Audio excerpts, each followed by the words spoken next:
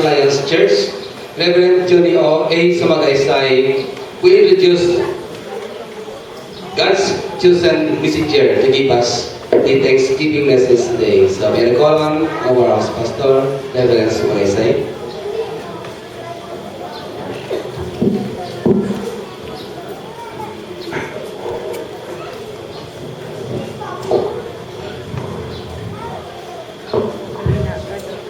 Mayagin aga sa atong tanan. Salamat sa oportunidad nga kita karong aga. Sa hindi ko pa introduce ang atong speaker karong aga, gusto ko pasalamatan ang atong choir director. Salamat gid sa iya. Nakilala ko yung atong choir director dugay lagi ko panahon. Kaya salamat nga hindi lang siya available o gigamit sa Ginoo sa pagtudlo sa pagkanta. Hindi nag-ibalo kita nga nagahimo man siya sa plano sa mga simbahan. Gusto? In fact, naging partner namon ini siya dugay naging kapanahon. Only ipasilan ng simbahan naging pahimo sa Ginoo sa amon, nga hindi siya ang naghimo sa plano. So, meaning, kundi kami na-assign dito siya, available ng tabang sa amon, tungkol kay ang gift niya wala sa amon, kasalamat kay hindi siya na magpagamit sa Ginoo. So, praise the Lord for that. Si Engineer Dick Landa. So, salamat kay Engineer sa iyong availability sa product. Hindi lang para nagiging sa plano, mayroon pa ng mga dasal pinatakaling ng pansin. Well, pribileyo kayo introduce na ako na atong speaker karong aga. Nakilala ko ang atong speaker dugay naging na panahon kay 1984 pa. Ilan ba katuig ko 1984? 1984 pa nakilala na ko ng atong speaker. Internship ko pa sa ito. Kag na-assign ako dira sa Nasi Alliance Church. Dito kami unang nagkilala. Of course, nabatian ko na siya kay bata. Kamay pa ako, nabatian ko na siya nga nagwali kay evangelist man ini siya. Sa lain-lain ng mga lugar naging wali. Walihan niya, uliganin sa iyo, hindi lang din sa South Mindanao District. Madugay na mga panahon, naging gamit siya sa iyo. Kagato na ibanuhan nga nagugit siya ng tabang sa mulaton sa Ginoo. Ang salamat sa Ginoo since the time in 1984 nga na-intern ako dira sa Nasi Alliance Church diri sa Surala. Kung diin ako gin-assign sa Ginoo, walay simbahan ako gin-assign sa Ginoo nga wala siya naging kaupo ko sa mulaton.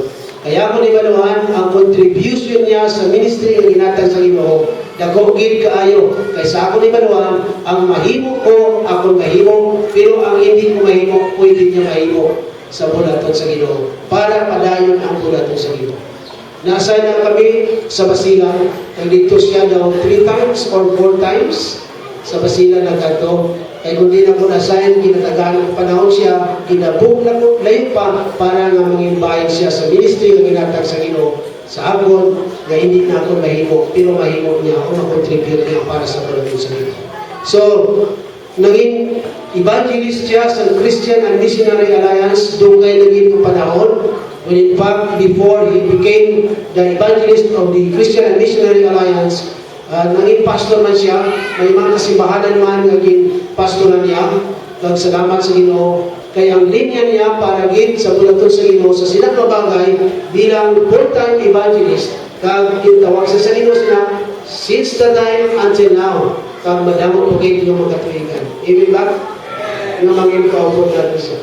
So, sa dili ang panay na assign, kung natandaan ninyo nakakato siya. So, nakakato na siya. Ay dili kami sa 1989, tub-tub. No, 1985 rather. 1985 tub-tub 1999. Nakakato na si Pastor Dre. Nagkanto kami sa Jinsan. Pero pagyan mo naman siya sa mga pipila ka mga panahon dito sa Sinagaluga. Kag sa Ipalbig, my previous church. So sa Sinigaga, gitawag naman ini siya nga evangelist at large. Kaya nga man, pwede siya sa hindi lang sa atong nga denominasyon. Pwede siya bisa na mga denominasyon, ginaimbita siya. para sa bulaton sa Ginoo. Nagkaroon ka ka pribilehiyo gid para sa akon, para sa aton nga nangin kaupo naton siya kag nagtuo ako, pastor. Nga hindi ini ang mga katapusan kay wala pa matapos ang lecture. May ara pa ang mga panahon nga mangipupod natin siya kay nakakontribute siya sa bulaton sa Ginoo, sa pangabudlayan sa Ginoo, sa ministry na ginatag niya, hindi lang sa sinasimbahan, kundi sa ibang mga simbahan. So let's welcome our speaker today, no other than Evangelist Rolly Velasco. Palakpakan natin siya. Salamat, Pastor. Thank you, thank you. Mayong aga! I was really moved and touched by the songs sung by our church choir under the leadership of Engineer Gandal. I am really blessed by that message. Oh, give thanks to the Lord and rejoice. Make known to all nations His marvelous works. Sa pasalamatan ko man ang mga singers give nga you memorized your songs. Palakpakan atong mga choir members. Ayaw ko yung mga choir members magdala ng pudigo.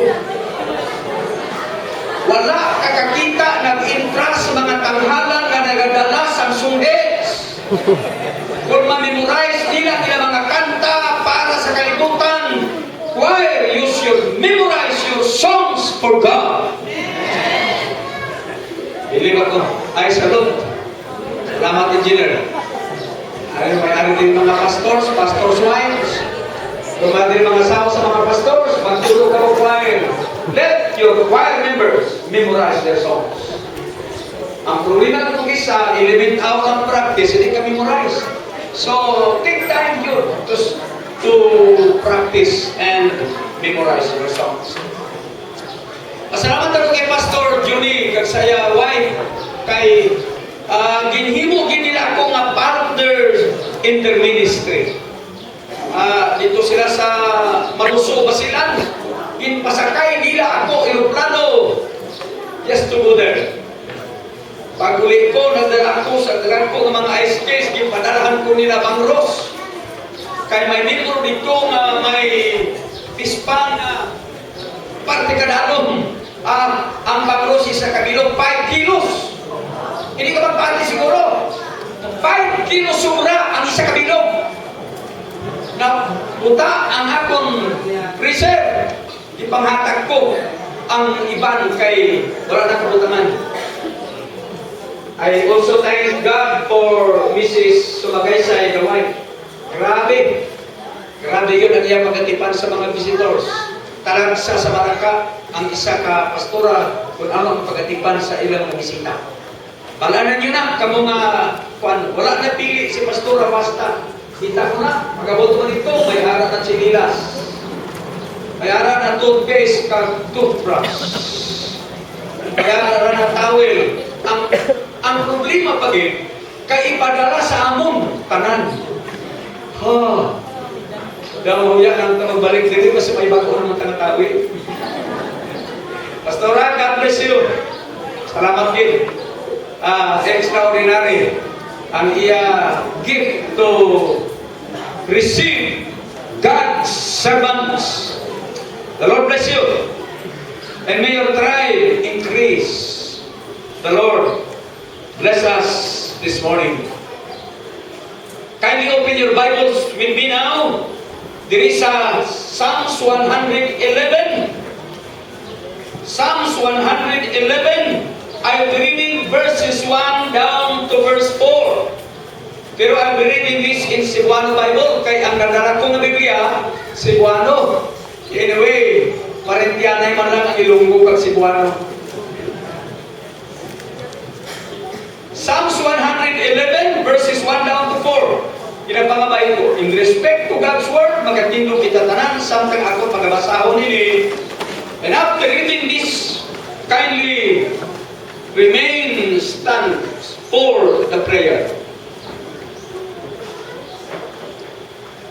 Dahil ko ninyo si Jehova, magapasalamat ako kang Jehova sa bubuos ko nga kasing-kasing.